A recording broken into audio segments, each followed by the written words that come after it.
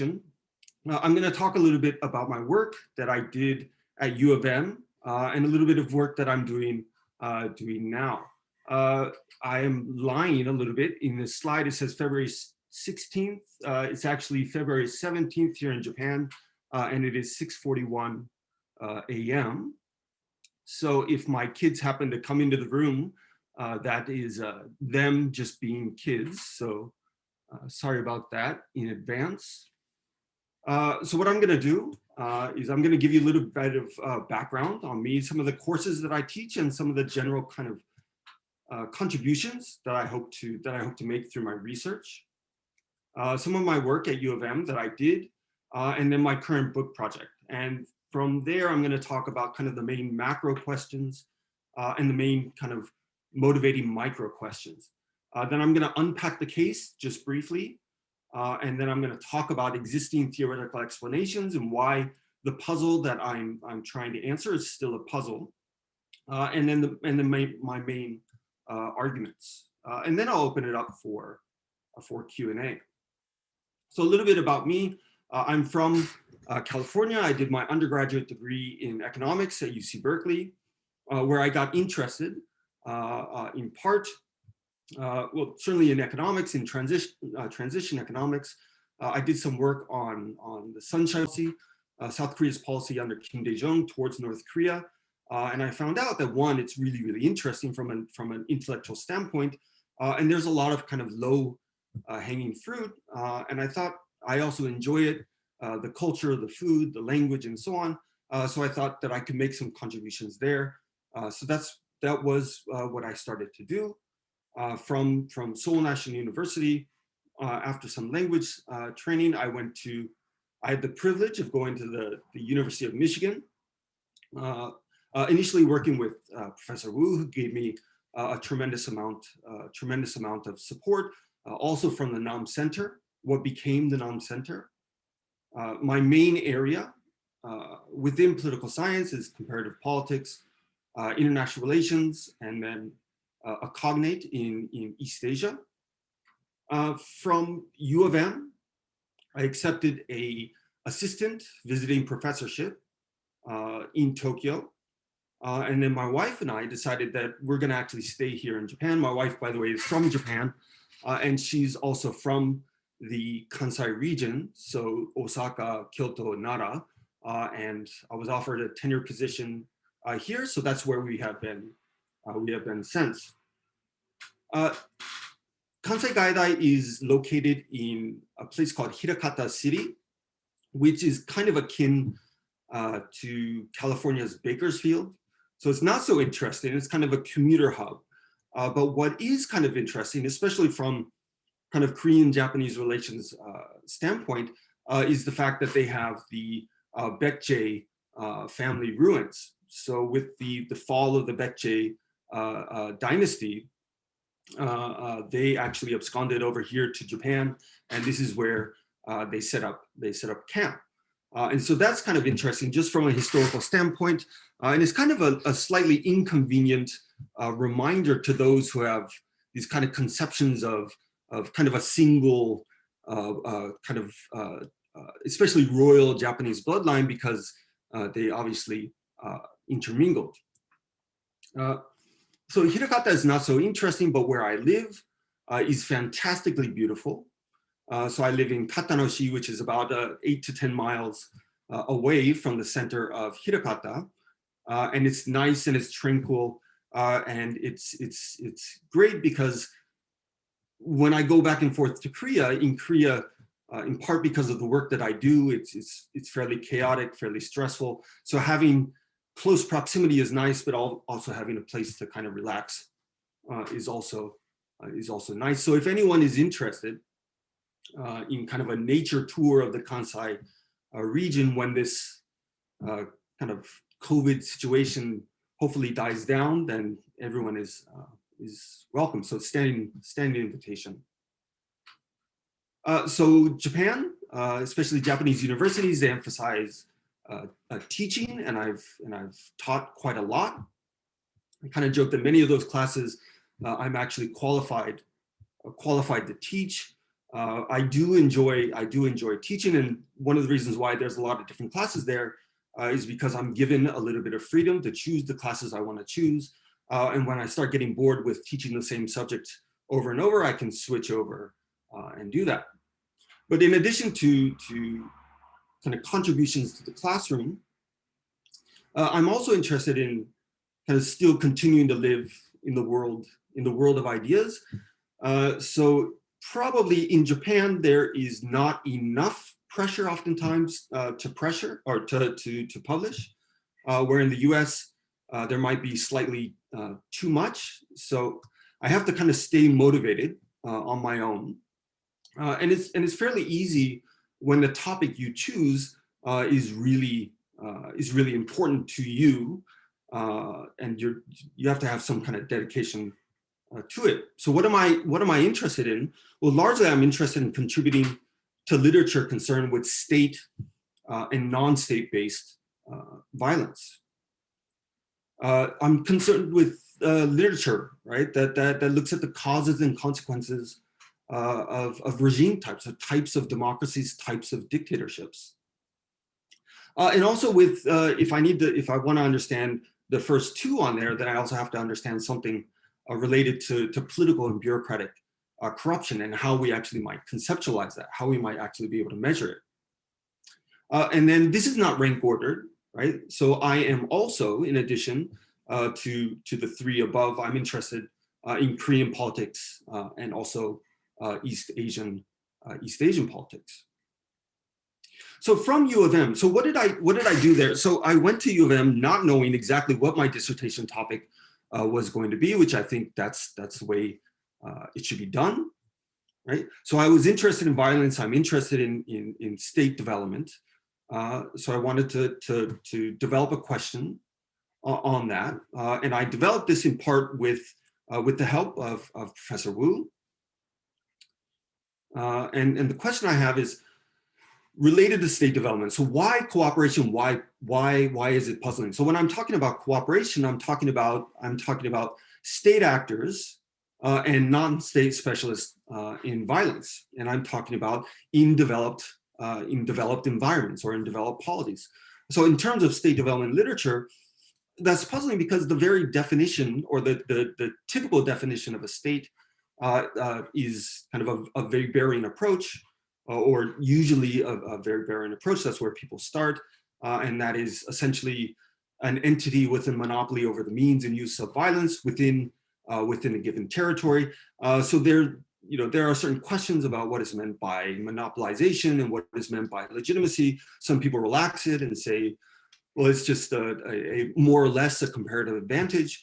But the key thing that is not really disputed is capacity or supremacy and violence is a first order condition of statehood without which you are not a state, right? So why would state actors which have capacity still cooperate, right? So before state capacity is developed, we see lots and lots of instances of cooperation between would-be state actors or state seekers and private military groups and pirates and so on. But once statehood has been reached and supremacy has been gained, for the most part, the assumption is that these collaborative arrangements should go to zero. But this is just not the case.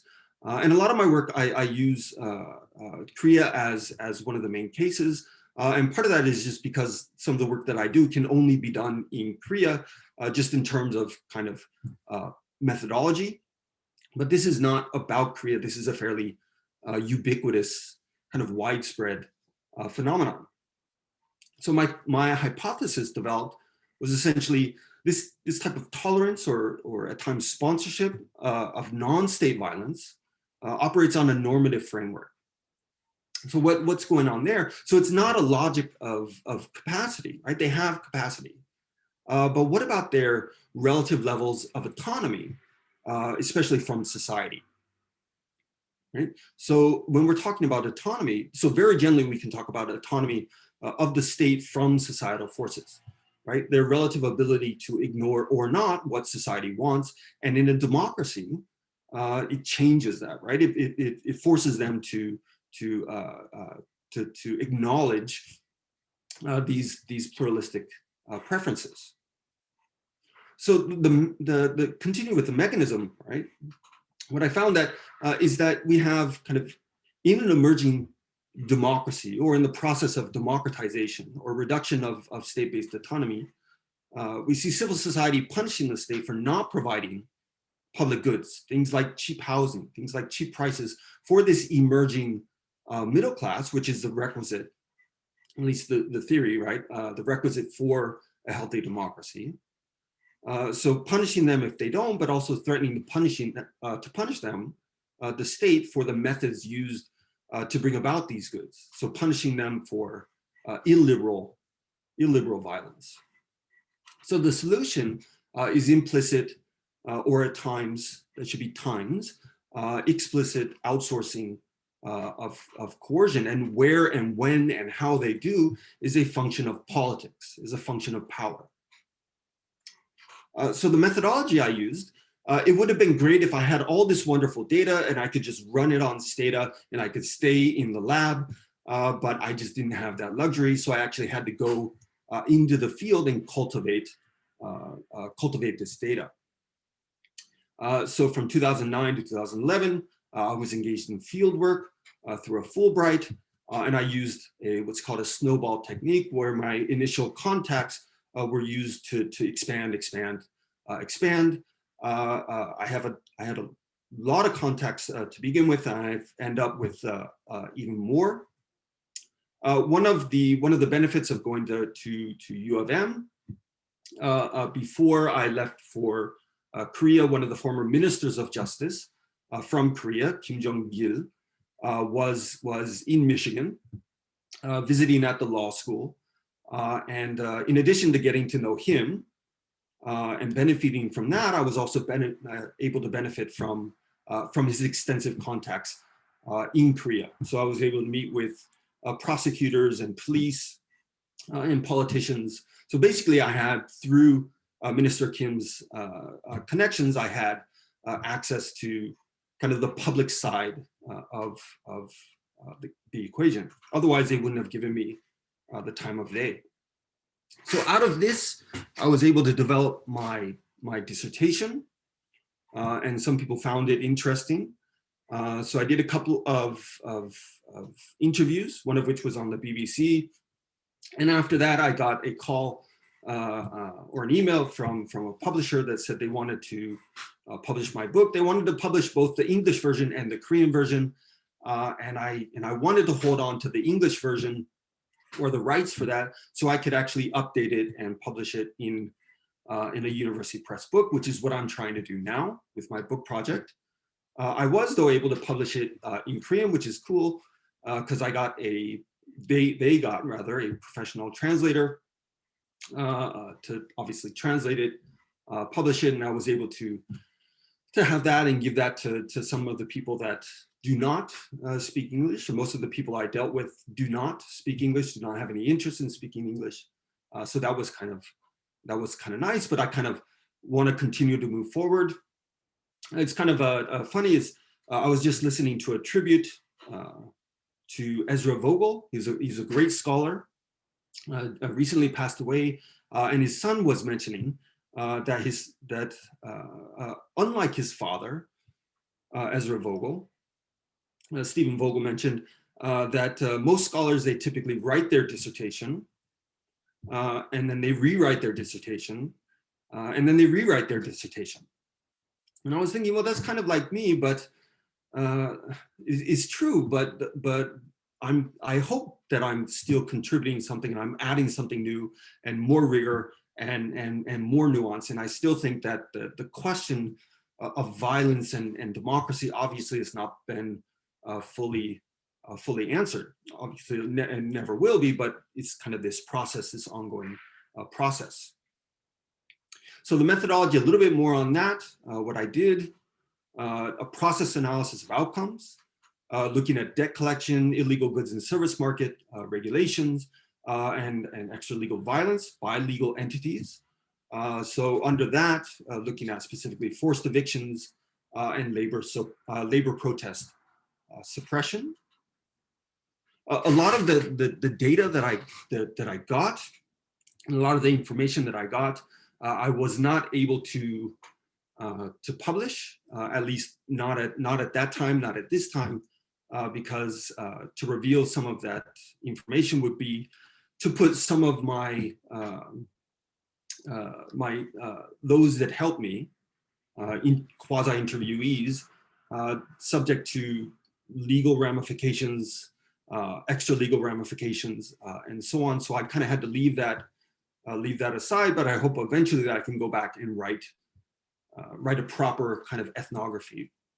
But I was dealing with local, provincial, national level enforcement, government authorities, town representatives, business owners, and then actual members of kind of the private violence specialist, or kind of mafia or mafia-like type individuals. So my research, my field research was quite interesting. Oftentimes during the daytime, I would be spending time with police and with prosecutors, and then in the evening times or on the weekends with the private side of the equation. So in the process, like I mentioned, quite interesting field work. Lots and lots of going out and lots of drinking. Here, the pictures are grainy enough to where you can't identify the individuals, but what you can see is one of them has near full body tattoos, and that is fairly common among those involved in organized crime. Although tattooing and those kind of issues are more and more prevalent, but for the most part, they're not getting these full body tattoos. And one of the other things is a lot of the tattoos that they do get are very similar to Japanese mafia type tattoos. So there's kind of a love affair between these two groups. It also happens that in Japan, members of the Yakuza or Boryokudan, about 30% are ethnic Korean, and part of that is in part their history as kind of being marginalized and not having access to the same kind of opportunities as ethnic Japanese might have. So again, I had a lot of data that I kind of had to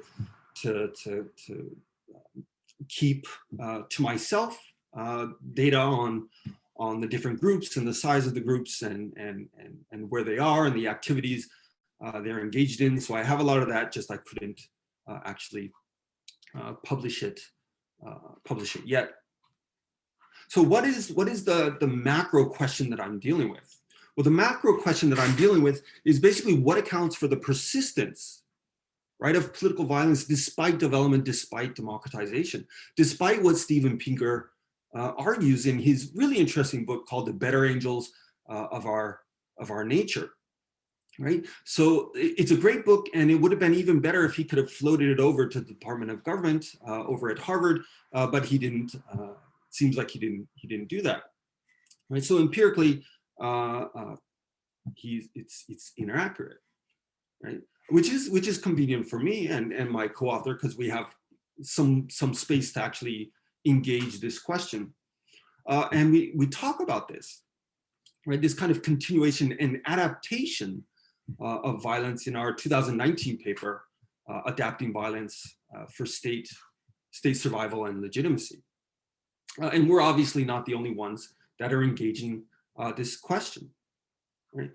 We also have some really cool work in other fields like the evolutionary biology or evolutionary anthropology, work by people like Douglas Fry, and that's an edited volume, so lots of other people involved there.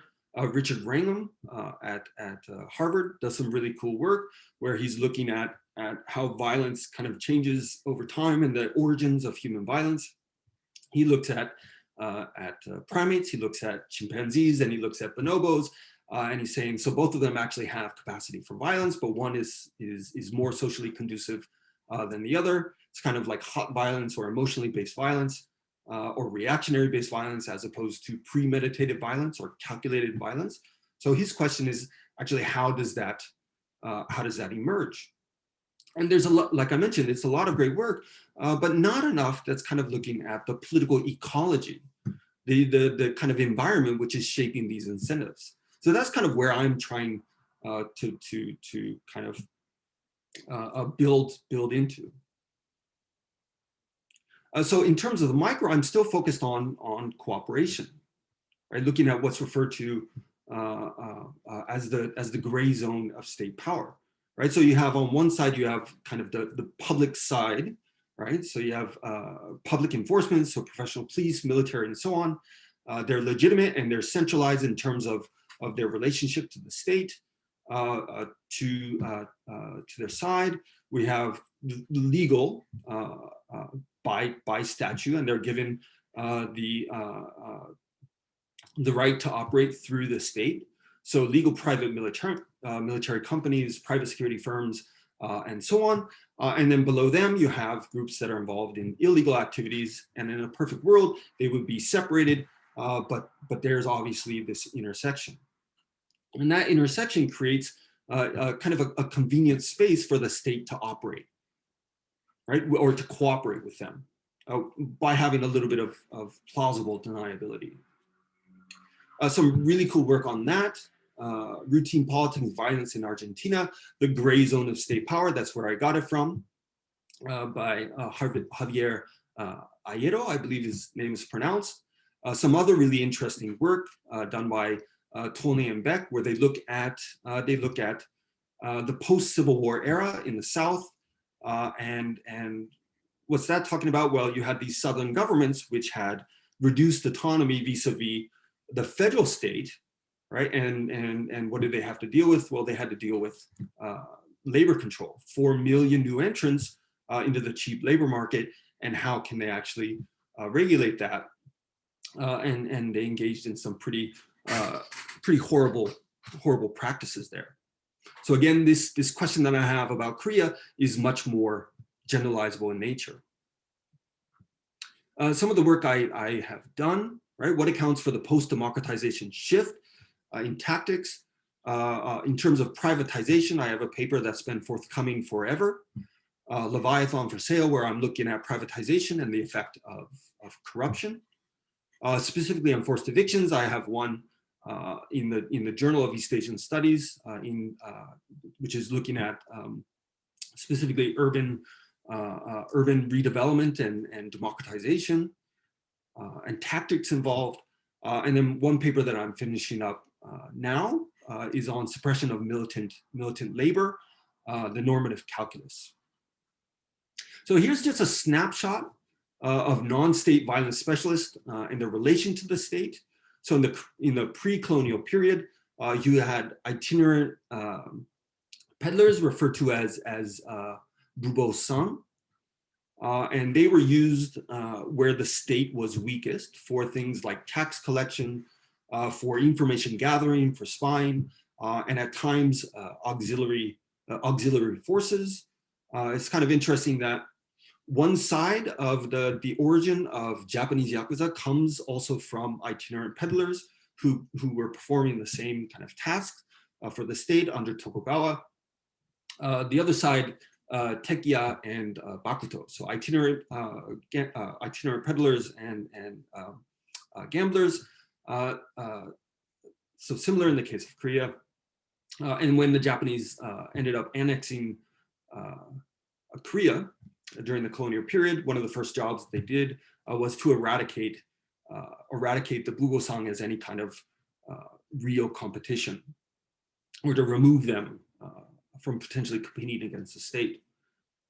So following Japanese capitulation in 1945, you had the US military government period, and you had these loosely organized political thugs used by right-wing groups against left-wing political organizations. Many of them had been refugees from the North voting with their feet, vehemently anti-communist. Then you had the Lee Sung-man period, and you had, again, this continuation, anti-leftist groups under the military period basically mobilized against anti-Rhee forces.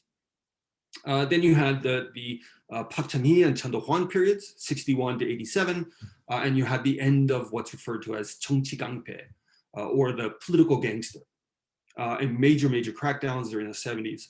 In the 80s, and who they cracked down on was still a function of political calculations. Then we have the democratic period, 1987 to the present, and we have kind of the reemergence of privatized illicit coercion and cooperation. So here's some depictions of what's going on. So state making, oftentimes incredibly violent, right? So a state-seeking entity trying to obtain their supremacy and violence vis-a-vis would-be competitors, right? So Korea was quite typical in this. You had the rise of rightist political groups, like the Northwest Youth Association, the Korean Youth Association, and then you had this state non-state mingling during the Korean War, and these groups merging into the National Defense Army. Lee Seung-man and the rise of political gangsters, basically oppressing anti-government protests, political opponents, and then basically political terror, which was widely observed. Then you had the rise of Park Chan-hee, and here you have a picture of gangsters being paraded down the street, and it says "나는 깡패입니다." 깡패, gang meaning gang, pei meaning person, and they will accept the punishment of the state. Right, so military coup, 1961, consolidation of political violence, massive purge of criminal organizations. So the end of the 정치 깡패. Continue with this, the rise in consolidation. You still had some sporadic use, right? Using these criminals, basically turning them into kind of industrial warriors, and then mobilization for things like national security. If you guys have ever watched a movie called 실미더, if you haven't, you should. It's very interesting, but it talks about something that actually happened in history, where they were using these convicted criminals to strike North Korea. At least that was the plan. So the state had already secured its supremacy, right? You had a strong bureaucratic authoritarian state. Right. Below you have a picture of the kind of purification or re-education camps called 삼청교육대. To the right, you have one individual, a really famous political gangster or 정치 깡패 named Kim Tae-chun, who was famous for his quick use of sashimi knives. I was actually able to meet him one time before he died. So he had gone to prison. He was released. He became a born-again Christian. At least that's what he said. But he also had kind of a nice racket going on with one of the churches he was involved in. So I was able to actually meet with him. So then we have kind of democratization, a shift in tactics. Right? Democracy is finally emerged, and you have a rise of civil society, a changing of expectations and preferences from bottom up. You also have from outside, the eyes of the world looking on Korea and what they're doing, especially through events like the Olympic Games in 1988, changing what these state actors could and could not do, right? Shaping the reward structure and the punishment structure. So you have the rise of kind of violent entrepreneurs, a niche market. Violent entrepreneurs turn nationalist instruments, so public goods, private means. Through this, you had institutionalization or institutional mobilization of civil society, democratization, growth of civil society. Moving through, sorry, I just thought I got a private message. I'll turn that off real quick. So this kind of continuation, this persistence of political demands. And you have the emergence of ideologically charged NGOs. One of them below, the Duksuimusuheng Chawe. So these guys are very much politically motivated. A lot of the other individuals that I dealt with were much more economically motivated. So I didn't really feel so kind of intimidated on the economically oriented side. But when I was dealing with the political side, things were a little bit more sketchy. So we have this private security emergence, right? So I need to update this a little bit, but the trend continues in the upward, in an upward trend.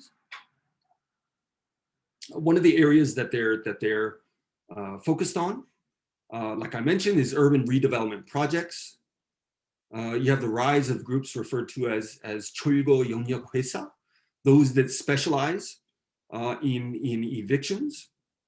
I have a hyperlink here for one news clip, but I wasn't able to embed it, so I had a little bit of problem doing that, but it was on Insadong. So they're covering this violence that is pretty extensive, and they're saying it's occurred again in Insadong. And at the end of the news clip, they say, and here are some foreigners, and they're watching this, and they're looking worried, and it happens to be that they're showing me watching what's going on. So what's triggering the violence? Well, you have clear legal protection for landlords and for owners, but vague laws in terms of protections for tenants, for squatters, for illegal vendors. So I want to show just briefly, if I can, one of these actions, not on Insadong, but it's on a different area, but it's quite typical. And what you'll see is the buses are rolling in, and what comes out are these demolition squads. 마포구청장 단 한 번의 면담도 받지 않았습니다. 노웅래 국회의원 단 한 번의 면담도 받아들이지 않고 거부했습니다. 자, 우리는 대화와 상생을 요구했습니다. 아연 초등학교 학부모님들도 대화로 이 문제 해결할 수 있다고 이야기했습니다. 여러분들 경제법 위반입니다. 경제법 상관이 없다고.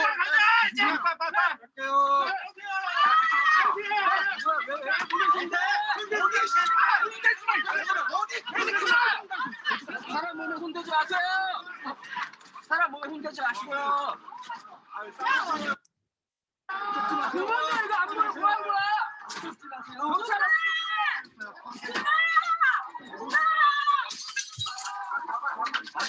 우리 안에 사람이 있어도 우리 안에.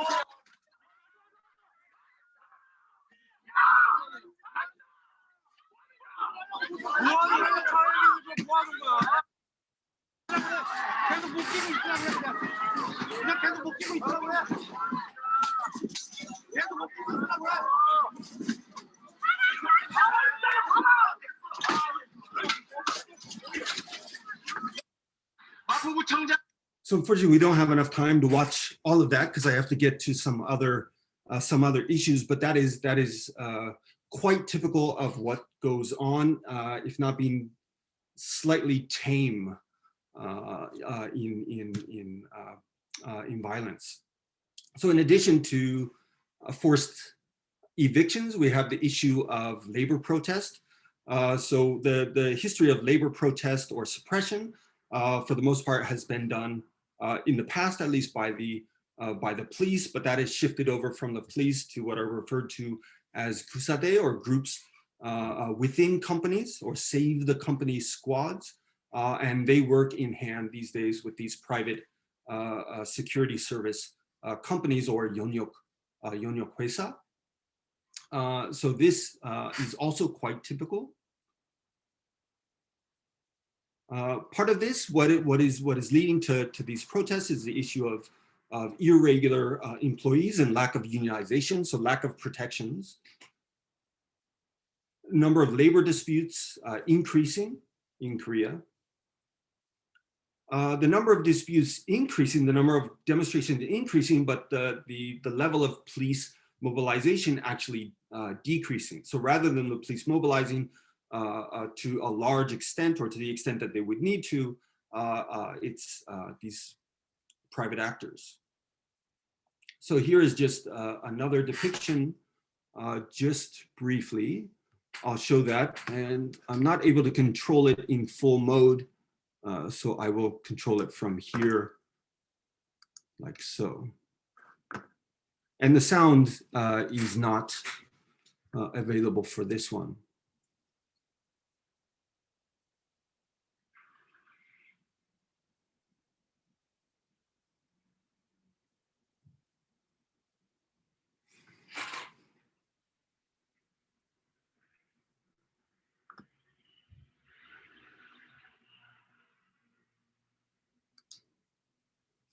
So right there, what we see is that you have these private actors, and they're working with the companies, obviously, and you still see the police there. So the police have not retreated.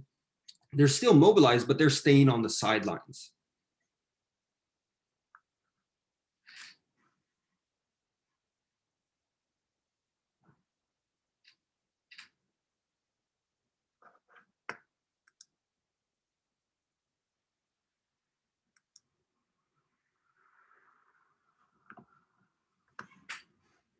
So basically, they're doing the same job and working together.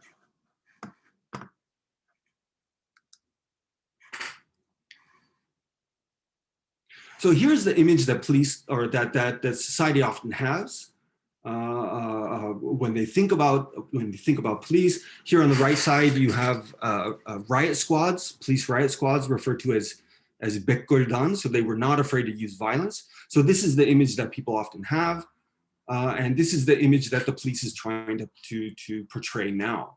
So a much more kind of tame version. And here in their place, we have these private security groups.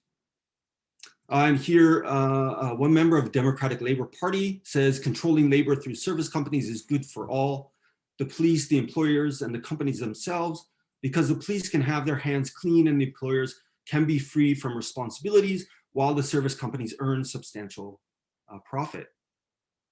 So why is this puzzling? Well, we have the issue of weak state. Obviously, South Korea is not. We see that the violence doesn't wither away. Right? Marxist explanations would be, well, the state is completely captured by capitalist interests, but we see variance in terms of that. Right? Relative autonomy. The corporatist or developmental account, we see problems with that, in that the autonomy of the state oftentimes undermined through industrialization. Neoliberal accounts as outsourcing for market efficiency gains, but we can show that private services oftentimes are more monetarily costly, right? So I highlight monetarily. In terms of political cost, there's a lot of savings there. So capacity and exercising violence is a sovereign commodity, so we shouldn't expect that to be outsourced to the same extent. And it fails to account for this political calculus. So what's the argument? So state-sponsored political violence, it persists. We have an evolutionary perspective on political violence, the transformation or adaptation We look at democracy as not being a dummy variable, but a continuous variable between 0 and 1.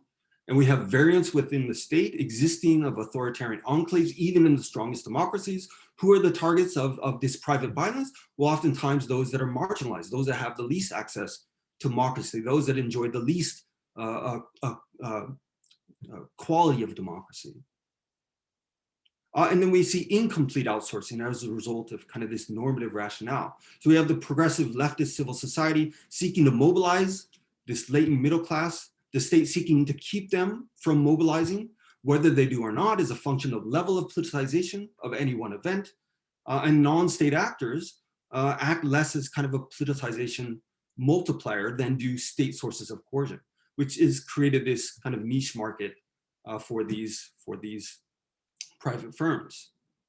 So that is basically it. That's what I do. I'll go ahead and open up to Q&A. If there are any offline comments or any need for citations or materials, please let me know, and I'm always happy to work with that, or to work with you. Thank you.